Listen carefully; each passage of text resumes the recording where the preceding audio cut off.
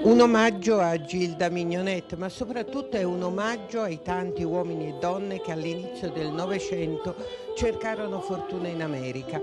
Nasce così Emigrante, l'ultimo lavoro di Consiglia Licciardi. Il CD contiene brani che, completamente sconosciuti in Italia, sono invece molto popolari a Little Italy.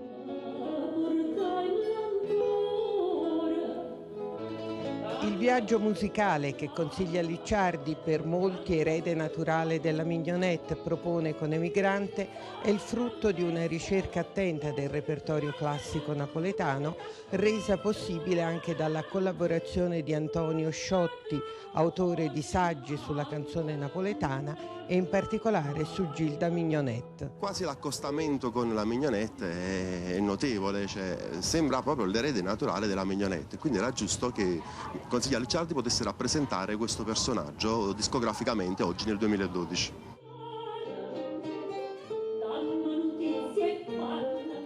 Ed è tutto, grazie per essere stati con noi, buonasera.